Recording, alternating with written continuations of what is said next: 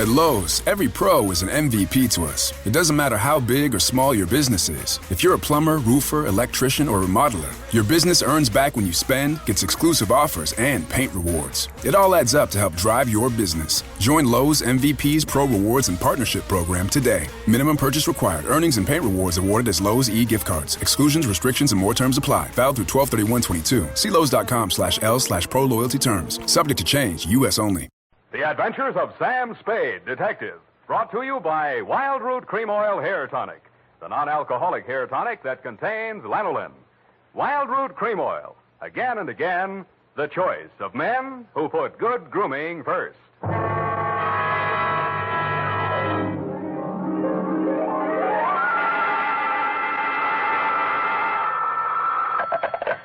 Sam Spade Detective Agency. Are you still there? I believe that interpolation is hardly rhetorical, Mr. Spade. To what have you been up, if you'll pardon the expression?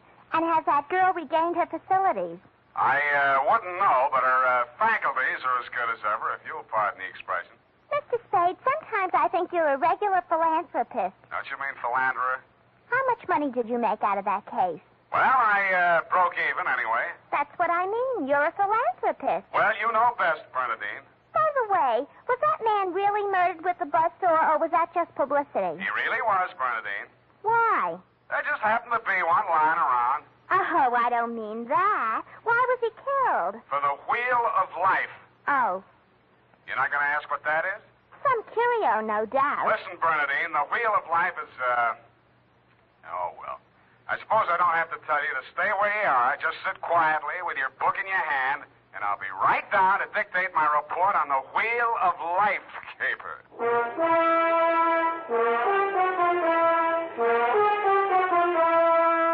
Dashiell Hammett, America's leading detective fiction writer and creator of Sam Spade, the hard-boiled private eye, and William Spier, radio's outstanding producer-director of mystery and crime drama, join their talents to make your hair stand on end with the Adventures of Sam Spade.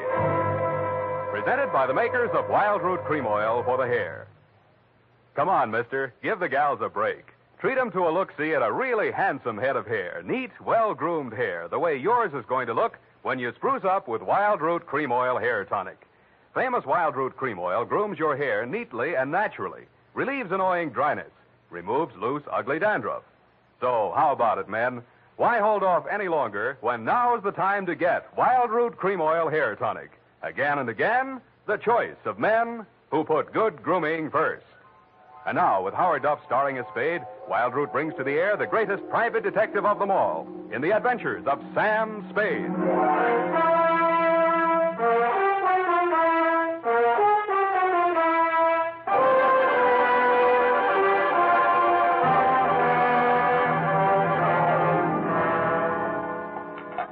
I went down to St. James Infirmary to see my baby there. Ready, Bernadine, little flower? I'm way ahead of you. Keep it clean. No more than 3 erasures per page. Okie dokie? Doke. I mean date. Oh, I'd love to. July 11, 1948. To Detective Lieutenant Dunne, Homicide Detail, San Francisco Police. Subject, the Wheel of Life caper. Now, don't go away, Bernadine. I don't know why these things always have to happen to me. Under private detectives in the San Francisco Classified Directory, they're listed somewhere in the neighborhood of 60 agencies, several with large display ads. But somehow she managed to find me. It's all so strange, Mr. Spade. I hardly know where to begin. Well, the beginning is always a pretty good place to start, Miss O'Farrell. Yes, the beginning. It was like waking out of a nightmare you can't remember.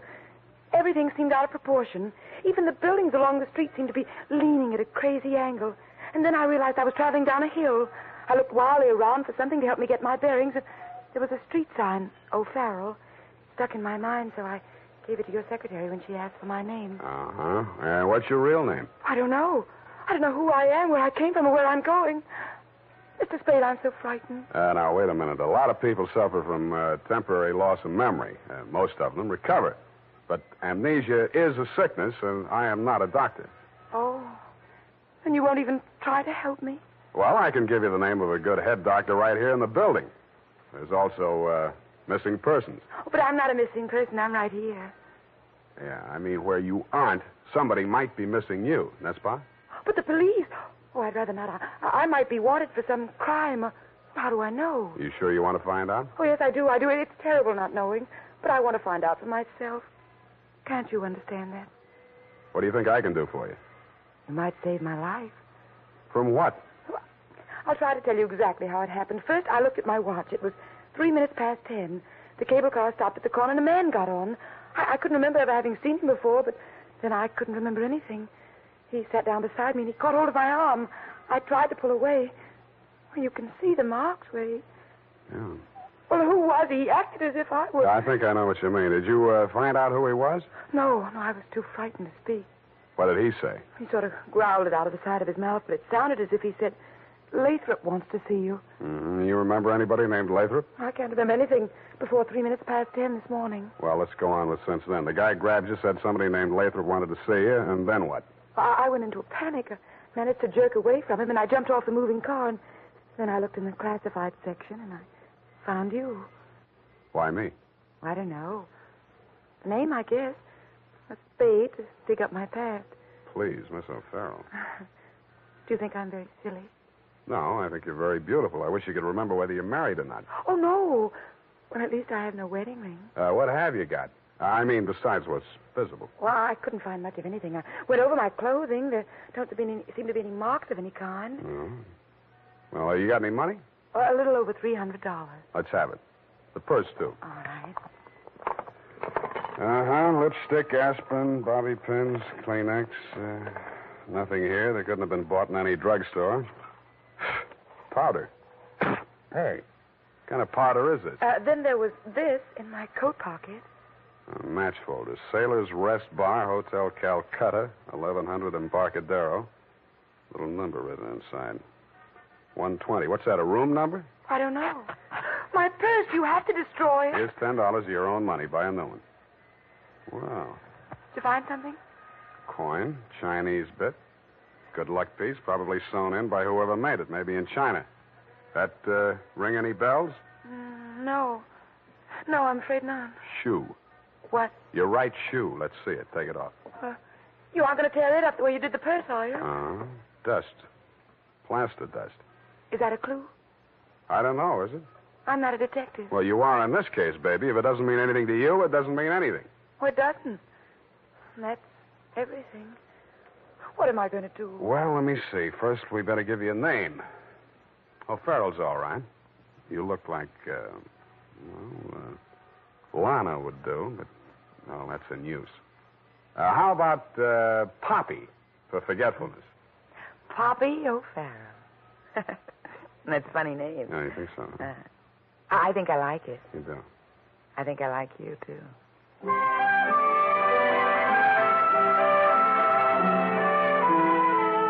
I liked her, too. There may have been blanks in her brain, but the rest of it figured. In the elevator, I started adding it up, and by the time we reached the street floor, it came to quite a tidy sum. Where are we going, Sam? Far, I hope. But first, we're going to find you a place to stay. Oh, yes, we must be practical. No use overdoing it, huh? Oh, no, Sam, I didn't mean... Wait. What's the matter? You remember something? That man, the one who followed me this morning, he's standing right out there waiting. The one in the straw hat leaning against the newsstand? Yes. Where are you going, Sam? You stay here. I just remembered something I hoped I could forget. Hello, Shuggy. What brings you back to town? Do I know you? That doesn't matter. I know you. The name you were using when you blew this town was Shuggy Bellows. You wouldn't take the risk of showing your face here again unless the caper was worth it. You got a big nose. Keep it clean. You've been tailing that girl all day. Why? Dame? What dame? Who's Lathrop? I don't remember. Okay, I'll give you a chance to think it over. Hey, officer! You dirty shamus yelling. No, you don't. Come here. What's going on here? Break it up. Oh, Mr. Spade. Is this fella giving you trouble now? Yeah, what kind of a beat are you pounding here, Clancy? Letting a cheap grifter like this walk around with an armpit full of gun? Or are they handing out permits to characters like these days? No, how about that, son? Have you a permit now? And a gope copper. Oh, so one of them clever lads he is. Well, come along, me bucko, before I lose my temper and give you your lumps now. Okay, I'm coming. That's better now. Much obliged, Mr. Spade. I'll pay you for this, Shamus. And a goop to you, too.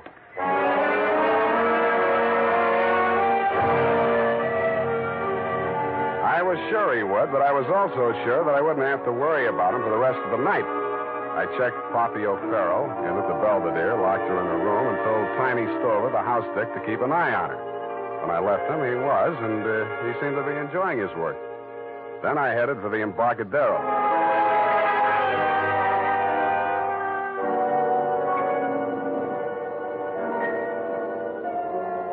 I found the Hotel Calcutta, but I couldn't find the lobby. There wasn't any. It had been squeezed out by the Sailor's Rest Bar. So I tried the bosun-type bartender. Howdy, mate. You got business aboard? Yeah, where do I find the purser? Hey, went ashore. All the officers went ashore except the janitor. He's passed out in his bunk. Oh? How about the passengers? You're in the thick of them right now. They spend most of their time and their money right here. Which one belongs to 120? You a dick? Yeah, but I got $10. Well, what I can tell you ain't worth it, but thanks anyway. He stayed in his cabin. I only saw him at once. That's when he went ashore. I says to the deck steward, that's room clerk to you. It was a general. He says, name of Korolenko. I noticed him because he was a real creep, see? 6'4", a solid brass. His head stuck up in the air, and he didn't move nothing from his stern to his shoulders. A real Frankenstein. Do I keep it then? Yeah. Do I get a look at his room? Yeah, sure. Go ahead. Who's stopping you?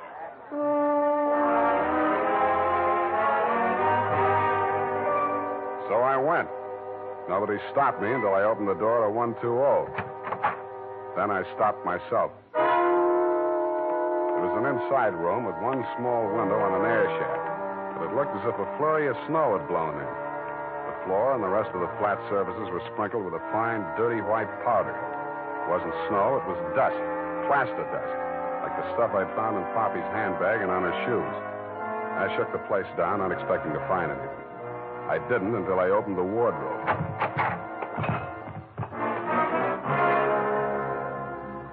It was the body of a well-dressed ship surgeon, but his uniform was rumpled, torn, and bloodstained. From the look of him, his throat had been cut. I wondered if Poppy would be able to jog her memory that far back. When I found the murder weapon, I hoped she couldn't. I really did. It was not a knife. It was not even a razor. It was an electric buzzsaw. That tore it.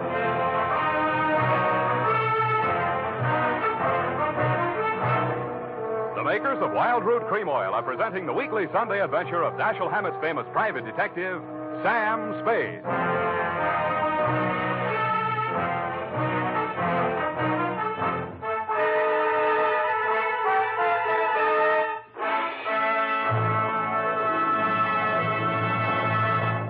If you want the well-groomed look that helps you get ahead socially and on the job, listen.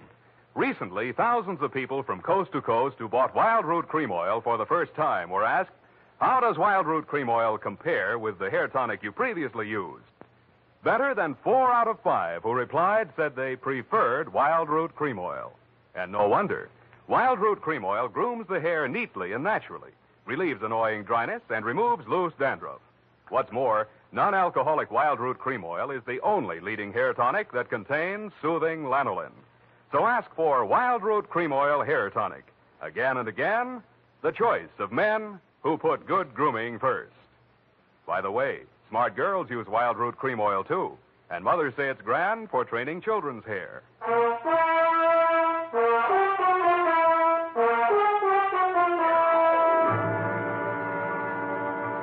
And now, back to the Wheel of Life caper. Tonight's adventure with Sam Spade.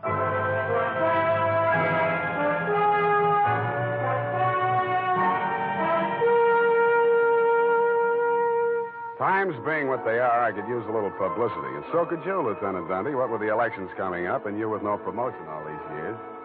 This one time, I got it instead of you and wished I hadn't. The morning papers called it the Buzzsaw murder and went on shamelessly from there.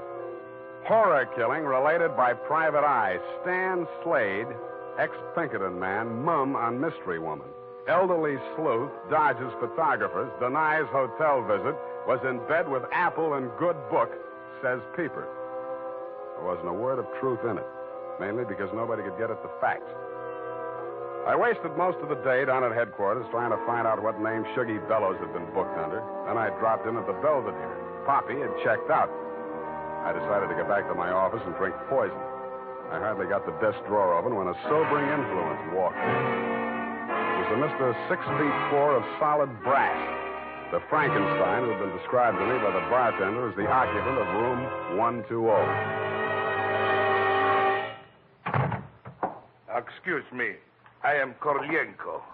Please, I shall sit down. I am so heavy. Make yourself at home. Oh. Mr. Spade. Slade. Excuse me. I am so heavy. I am Korlienko. So you told me. I am really Spade myself. So, why are she hiding from me? Who? That girl, Miss Paget. Her, I am paying 1 month in advance, $300 American. Me, she have dessert. I am not rich, only moderately wealthy. But you understand, it's not question for money alone. That ship's doctor, he was most kind to me. He cared to me even after I arrived. Now he are dead for his pains, his dirty tricks. Yeah, I know how you feel. Now, if you'll take it a little easy, I think we'll get farther. You say this girl's name is Paget, and she traveled with you. From Macau, where she is the Florence Nightingale for Portuguese hospitals, forcing me to employ her, all others being Chinese nuns. That figures. You sick? No, only I am so heavy. They are breaking my back in traffic accident, a rickshaw collusion. You're wearing a plastic cast? Yes, like a turtle, I am closed with my neck sticking out. Look, see? Now it is better as before. The ship's doctor trimmed the rough edges with buzz saw. Buzz, buzz, buzz, I can walk. But it's like suit from armor, for which I alive. Look.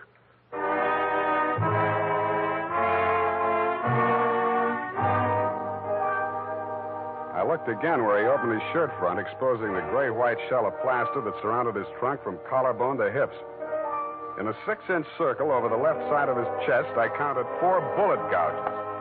I dug one of the slugs out and examined it. It was .32 caliber. The plastic cast, which was molded to the shape of his body, was no more than 1 inch thick. I didn't see how it had stopped the slugs, but it had. About then, the parts of Korolenko that were not held rigid in the cast began to tremble violently. Why are they doing this? Why? To a virtually helpless man. Why, Mr. Spade? Why? Where did you have that cast put on? Don't I said Macau? The Portuguese hospital there? The same. They are hanging me up with the neck and plastering me. Comes great pain, they put me to sleep from anesthetic. I are waking up in ambulance arriving at shipboard. Why you wish I should tell you my operation? More important things we should be discussing. I think so, too. I think Miss Paget and her friends had something they wanted to smuggle out of Macau and into San Francisco, and you're it. Oh, excuse me. I am not comprehensible. Look, I mean, while you were out with the anesthetic, they planted the goods, whatever they are, in or under your cast. Oh, that is why I am so heavy. The wheel. The what? The wheel. Look, I'll show you. He hauled a manila envelope out of his overcoat pocket and waved it in my face. I took it over to my desk and fished out the contents. It was a set of X-ray films. 3 of his spine, showing the fractures, 4 of the skull, 3 I couldn't figure out, and 1 of his rib cage, only something new had been added. In silhouette, it looked like the wheel off of a child's wagon. What is it, this wheel? What to do? 6 months I must remain in this straitjacket. If I remove it, I die. If I keep it on, they kill me to get their smuggle. Well, you look to me like the luckiest man alive. That wheel, or whatever it is, saved your life by stopping 4 slugs. But still I shall die. How shall I die? When shall I die? Your best advices, please. Korolenko, I think you better die right now. Excuse me? It's the only safe place for you. The morgue.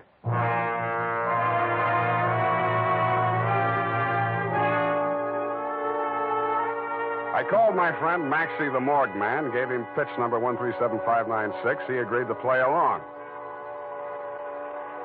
An hour later, I stood on the curb, head bowed, hat in hand, as the morgue wagon drove away into the gathering mist. Straight facing away, What do you want, Shuggy? I want to blast this gun straight through you, and I will if you give me any excuse at all. You sound like you mean that, Shuggy. You're getting smart, Shamus. Now get going. Where to? Mr. Lathrop wants to see you.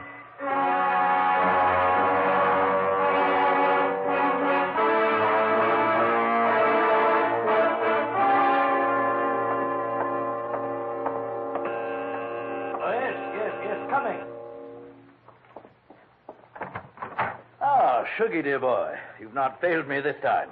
This will be the fabled Mr. Spade, eh? Come in. Ah, sit down, Mr. Spade. We'll talk. Tell your Gunzel to get that pistol out of my ribs. Oh, yes, indeed, Sugar. You mustn't overdo it. And get him out of here. I'm tired and nervous, and my price goes up $1,000 every minute he's in this room. When I get to 10,000, I kill him. Then the price jumps to 100 to take care of me on a murder rap. I should ought to plug you downstairs. Come, Sugar, don't be ungracious. You wait in the other room now. Okay, it's your party. I'll get mine later. Oh, dear. His bite's much worse than his bark, Mr. Spade. Don't start boring me so early in the evening. I came here to talk about the wheel. Oh, so you know about the wheel. I do better than that. I've got it. That may well be, but do you know what to do with it? I got two possibilities. I can turn it over to the cops and you with it, or I can sit on it until it hatches. A quaint conceit, sir. Round and round the little wheel goes, and where it shall stop, nobody knows. That's where you're wrong. It stops right here. So you better start placing your bets. Just what do you mean by that, sir? There's part of it. What is it? It's one of the slugs you Gunzel threw at Korolenko. I got 3 more just like it that I dug out of him before he was carried to the morgue. Well, an advantage, I'll admit, but hardly worth your while to take advantage of. Don't be too sure of that. Just how much do you know about the wheel? So far, it's been worth 2 human lives to you at the risk of your own. That tells me all I need to know. Oh, no, not quite.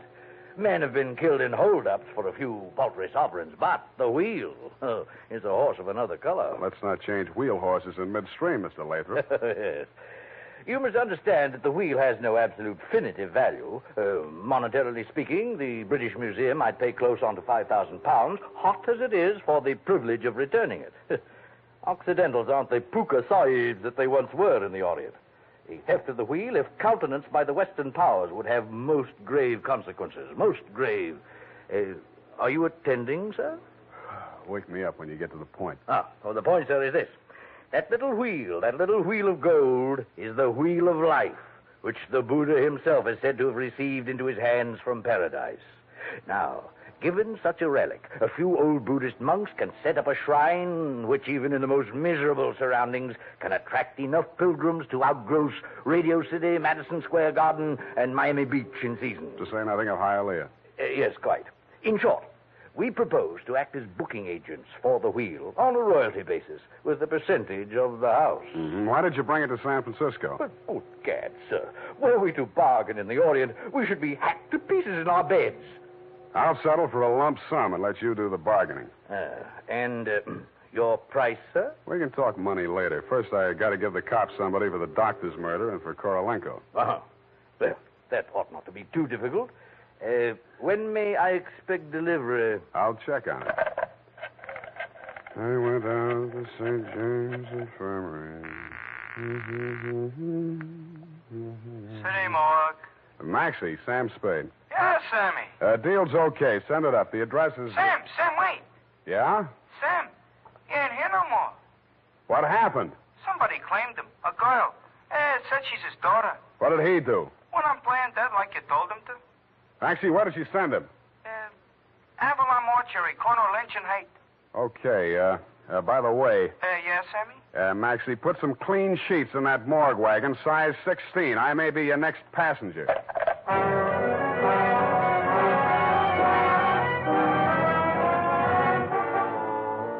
At the Avalon Mortuary, the night watchman let me in. He said Mr. Korolenko's daughter had brought an overnight bag and was keeping a vigil by his bier in slumber room number 7. I approached on tiptoe. Just as I reached the door, I heard the most terrible sound I've ever heard. It was a buzzsaw biting into plaster. How deep, I didn't like to think. I did the first thing that popped into my head. I grabbed up a lamp from a console, smashed the bulb, and plunged it into a vase of flowers. As luck would have it, slumber room number 7 was on the same fuse box. As luck would not have it, I was facing a desperate woman in the dark. I hugged the carpet while she emptied her gun. I hoped she didn't have a spare. I forgot about the buzzsaw. The room lighted up momentarily from the lights inside my head, and I staggered back against the wall. I waited for her to get her bearings again. There was no hope of me getting mine. Then I heard a big, hollow thud. The whole room shook, and the lights went on. Poppy O'Farrell and/or Paget lay on the floor under the stony weight of Korolenko plus 60 pounds of plaster. Get up! Get up, you helping me. I can't. I'm so heavy. You comfortable there, Korolenko? Comfortable in such situation? Do you ask the turtle, are he comfortable? Is Faker on bed of nails? He's equally here as elsewhere. Yeah, okay. Just hold her there until I get a statement. And he did. Item, statement by the aforesaid. It was like waking out of a nightmare you can't remember. Everything seemed out of proportion. That was her story, and I had to admire the way she stuck to it. But if you keep trying, I'm sure she'll get back enough of her memory to confess that she planted the wheel of life in Korolenko's turtle shell when she decided to double-cross Shuggy and Lathrop. They never tumbled to her hiding place. They were gunning for Korolenko because they thought Poppy was working with him, which was true in a way, but not the way that they thought.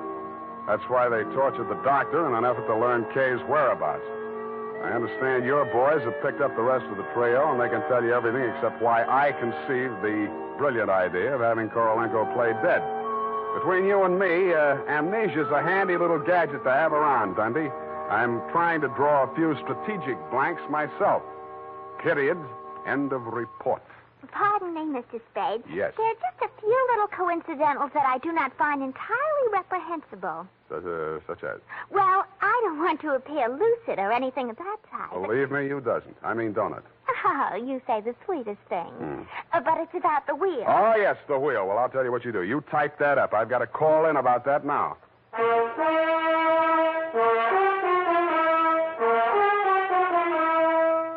Tonight, when you're making out your must-do list for tomorrow, why not include a reminder to get Wild Root Cream Oil for the hair? Honestly, men, you'll be delighted with the neat, natural way Wild Root Cream Oil grooms your hair. The way it relieves that annoying dryness and removes loose, ugly dandruff. Just try it and see if I'm not giving you a good steer. Make a note right now to call at your drug or toilet goods counter for Wild Root Cream Oil. Get the big economy bottle and the handy new tube that's easy to pack when you travel. Also, ask your barber for a professional application of Wild Root Cream Oil Hair Tonic. Again and again, the choice of men who put good grooming first. Did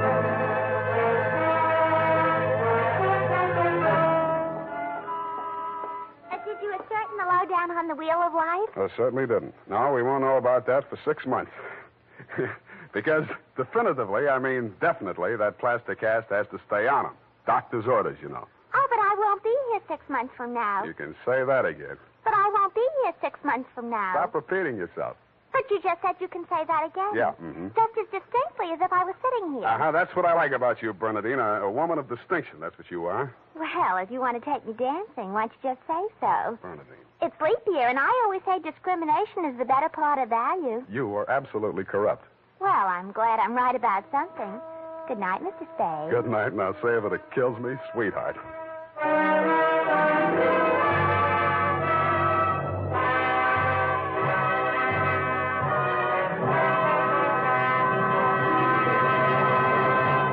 The Adventures of Sam Spade, Dashiell Hammett's famous private detective, are produced and directed by William Spier.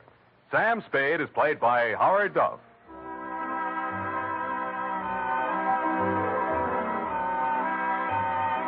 The Adventures of Sam Spade are written for radio by Bob Tallman and Gil Dowd, with musical direction by Lud Gluskin. Gil Dowd directed tonight's broadcast in William Spier's absence. Join us again next Sunday for another adventure with Sam Spade, brought to you by Wild Root Cream Oil. Again and again, the choice of men who put good grooming first. At Lowe's, every pro is an MVP to us. It doesn't matter how big or small your business is. If you're a plumber, roofer, electrician, or remodeler, your business earns back when you spend, gets exclusive offers, and paint rewards. It all adds up to help drive your business. Join Lowe's MVP's Pro Rewards and Partnership Program today. Minimum purchase required. Earnings and paint rewards awarded as Lowe's e-gift cards. Exclusions, restrictions, and more terms apply. Valid through 12/31/22. See Lowe's.com/L/Pro Loyalty Terms. Subject to change. U.S. only.